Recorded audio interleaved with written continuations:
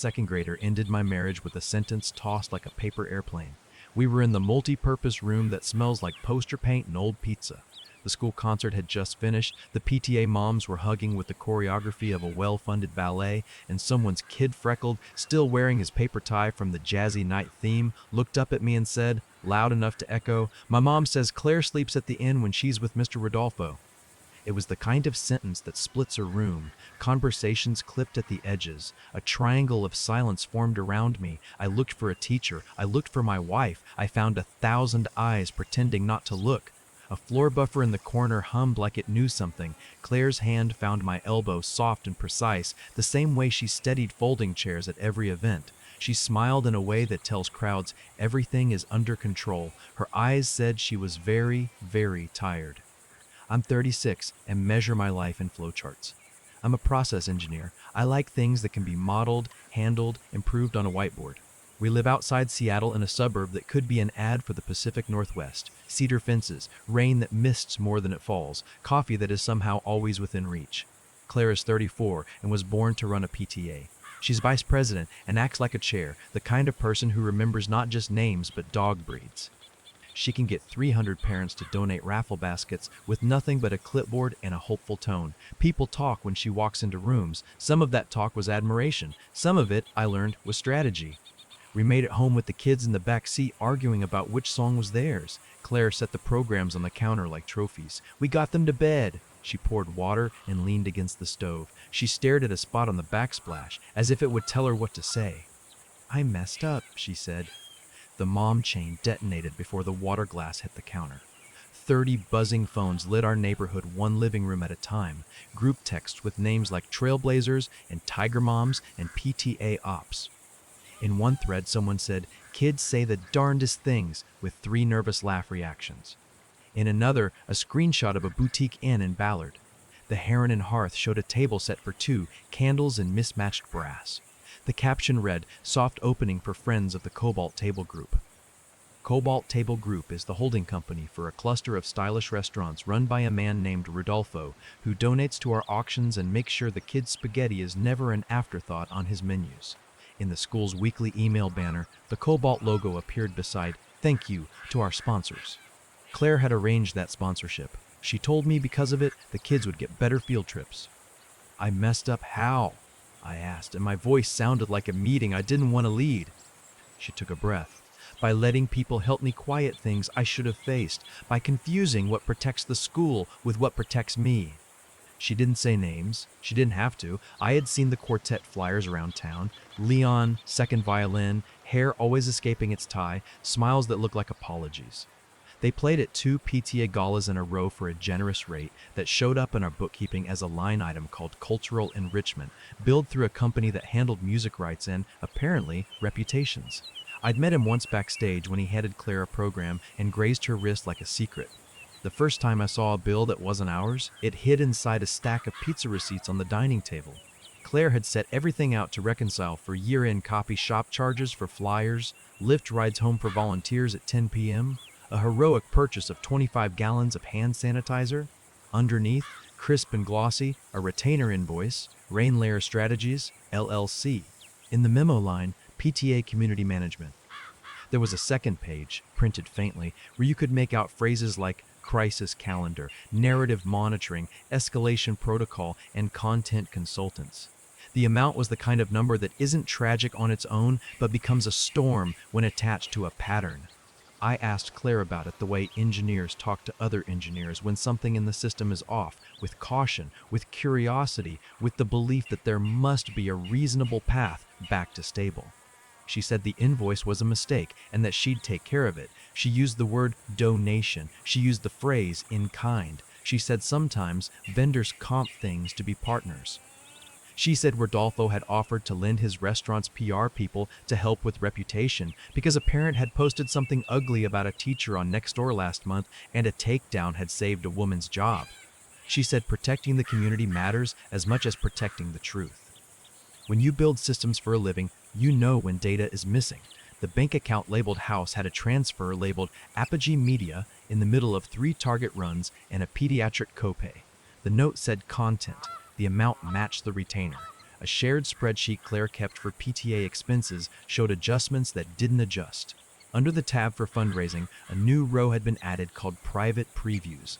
The guest list was 30 women, all familiar from the carnival volunteer tents, all with influence that travels faster than buses. The location column said rotating homes, the catering column said cobalt, the purpose column said warm connection. Evidence piles like mail. Our family email lit up with auto receipts because Claire uses our shared Apple Card for everything that earns points. East and Wine, a code I traced to a subscription. Heron and Hearth, 2 charges marked as accommodations and a third marked as events. Venmo line items to a Leon S. with notes that made my face heat rehearsal, encore, lesson, as if the entire relationship had been renamed to avoid saying it aloud. A PayPal transfer to a handle you wouldn't clock. Spruce a voice. That turned out to be a woman whose LinkedIn said Reputation Architect, whose Instagram said Your Story, Elevated, whose website was a clean scroll of before and after case studies without names. I took screenshots because that's what the world trains you to do. Dates, amounts, memo lines, the way the AirPlay icon floated beside an Instagram story where a rooftop bar tagged Cobalt Ballard and just happened to capture the curve of Claire's smile as someone's arm slid out of frame. I told myself I would present these like a professional, calmly, clearly, chronologically. Before I could, my mother-in-law decided we needed a pause. She drove over with her church voice and her casserole and said the word space 3 times. She told me, in a tone that turns babies quiet, that the kids should come with her for a week. She stroked Claire's hair as if she were a child with a fever. On the porch, with the rain smelling like coffee grounds, she lowered her voice to a whisper meant for neighbors and said, "Claire's staying at a boutique inn for rest. It's attached to Rodolfo's group. They will keep the press away." "Press?" I said, dumb as a sea rock. "The mom press," she said, and looked down the street to where 3 porch lights had already blinked in sequence in the shallows of gossip. When people talk about Seattle rain, they don't talk about sound. The soft hiss on the shingles, the tiny clicks of drops through cedar branches, the low road noise putting its arm around the neighborhood. I listened to it all night, wondering how you engineer a silence that could hold facts without knob turners and ghostwriters. By the time the kids were packed and buckled, the first anonymous posts had bloomed. A neighborhood Facebook had a thread about PTA conflicts of interest, pseudonyms pruned to initials, references to sweetheart deals, and unseen hands. A photo of a donation table cropped so tight you could see only Claire's ring and a portion of a catering sign that said Cobe. In a private parenting group, a long comment about a controlling husband who weaponizes process to undercut his wife's leadership garnered sympathetic hearts. Someone replied with a link to an article about the silent sexism of STEM husbands, which might have been funny if it were about someone else.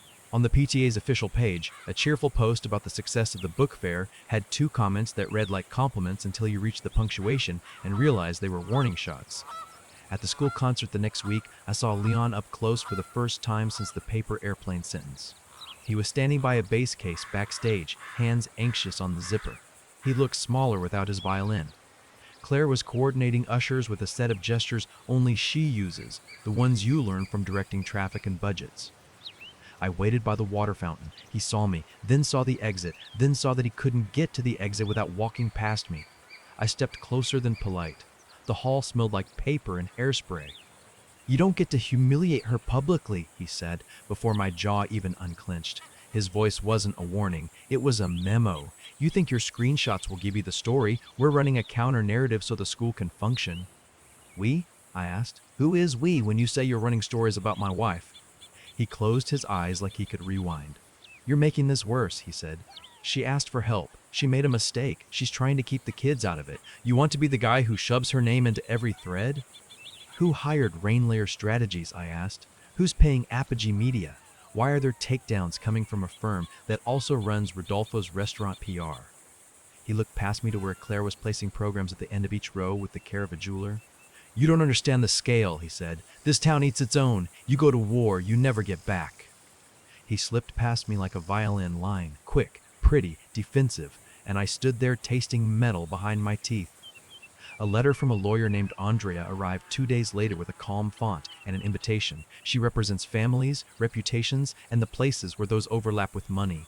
I brought my evidence and my habit of arranging pages by date. Claire came alone. Andrea offered tea. She looked like a person who layers cardigans on top of armor. We sat in a room with art that says nothing specific and shelves that say expensive. Andrea took notes in a tight hand while I spoke. She stopped me twice, once to ask if I had copies of the invoices and once to ask if I had posted anything myself. I told her I hadn't posted. My social media is a blank square. I told her I'd been screenshotting like a coward in the dark. I told her about the kid with the paper tie and the silence that followed like aftershave. Claire sat very still with her hands folded so precisely they could have been cut out of paper.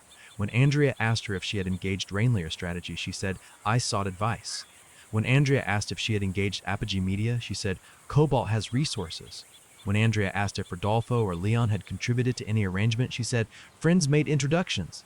Each answer was a door half open. Andrea didn't push. She turned to me. In the last 48 hours, Mr. Engineer, she said, smiling without deboning the words, Rainlayer has sent 3 takedown notices alleging defamatory posts regarding your wife. They've requested removal of threads on a neighborhood platform, a school parent group, and an Instagram account that posts volunteer schedules. The notices say the posts make false statements of fact. They're using the word defamatory because mean doesn't work on judges. The problem, she said, looking at Claire now, is that at least some of the facts are facts. Claire's eyes didn't move. Andrea went on.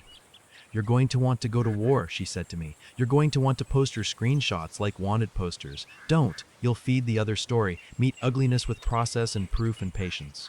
If you have to respond, respond once with counsel. If you see anonymous lies about your children, screenshot, timestamp, report. If you see anonymous lies about your marriage, screenshot, timestamp, report. Do not answer in the thread. Claire turned to me with a face I didn't know. She reached for my hand and stopped before my skin. Please don't take this to court, she said. Not now, not like this. They'll eat it. It will make it worse. It isn't about truth there. It's about who tells a cleaner story first. You're asking me not to defend us because the rumor machine will like the taste, I said. You're asking me to watch you bleed and keep my hands in my pockets. She flinched. I'm asking you to protect the kids, she said, and the school, and me. The kitchen confession didn't happen that night, or the next. It waited for a morning when the sky was the exact shade of the dish soap. The kids were at my mother-in-law's. The house sounded like a paused video. She put her phone face down and said, I messed up. Not like the way people think, not just the lovers. I messed up by giving people who know how to game stories permission to help.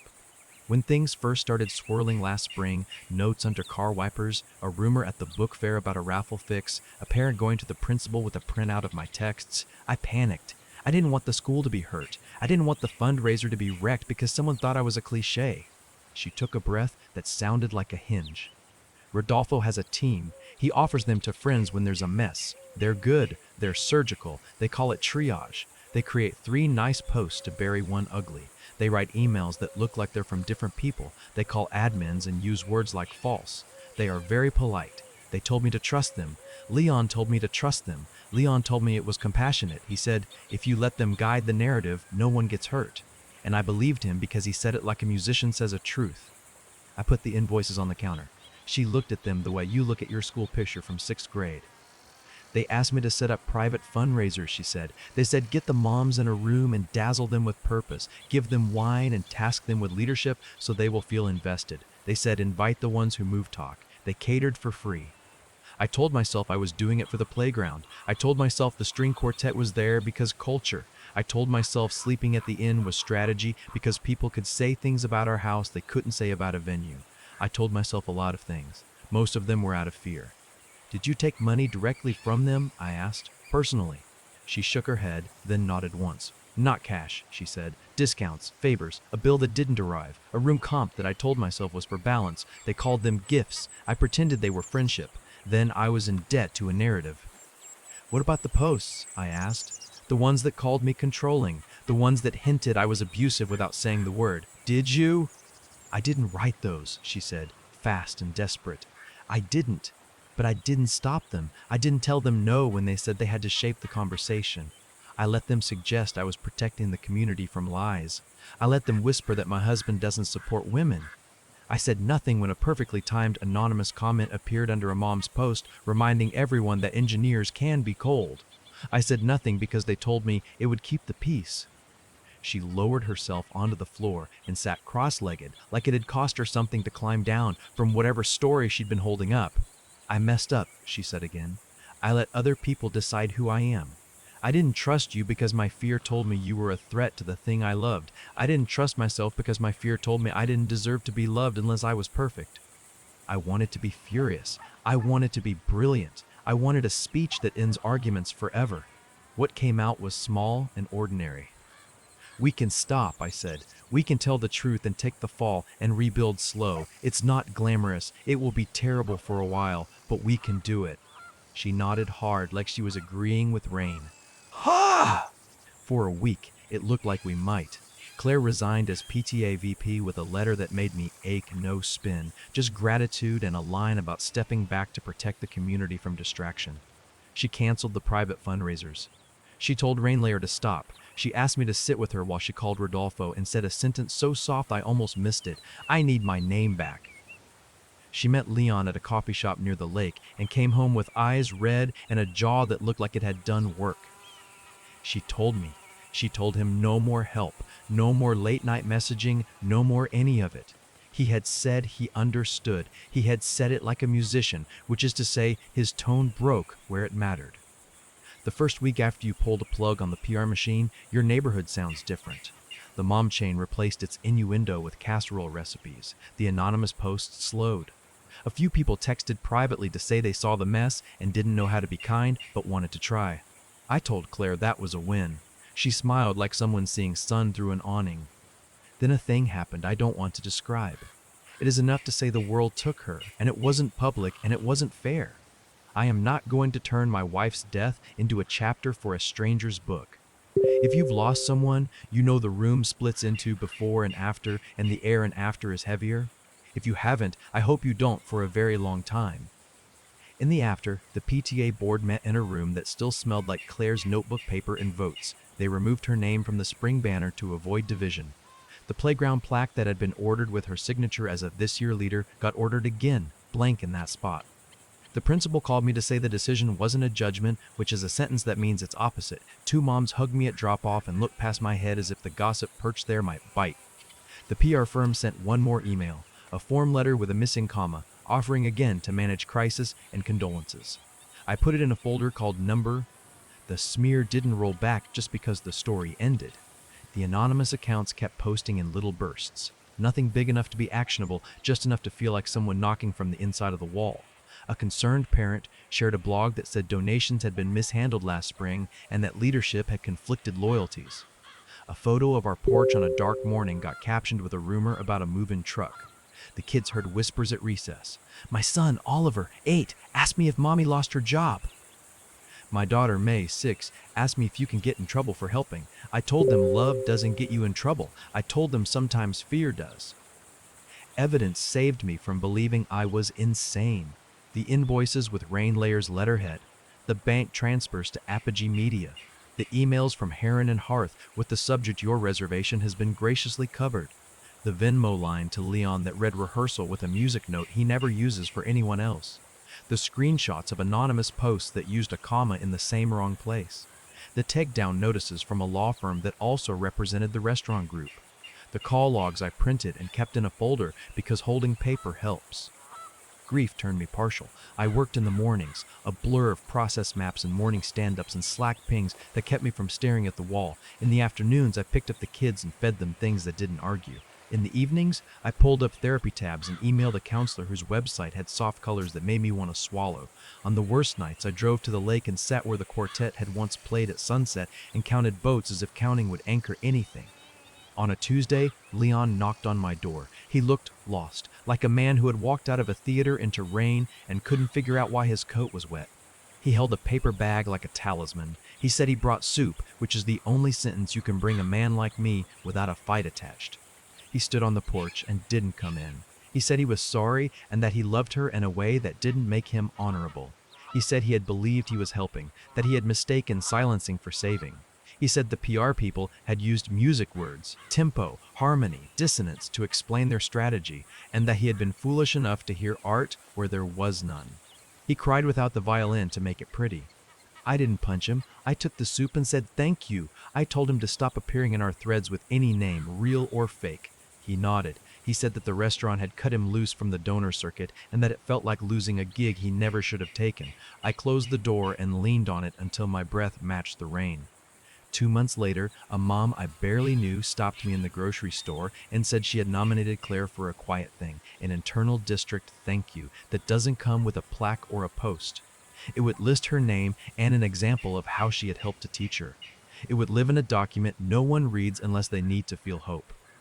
The PTA president, who had avoided me like I was catching, texted me an apology with an asterisk where the part about the playground plaque should go. I said thank you, and I said let's do better and meant both. The smear persists like mold in dry weather. You think it's gone? It returns around the window trim. It shows up as a whisper on a walking path. Then, if you keep opening the windows and letting air and sun in, sometimes it recedes.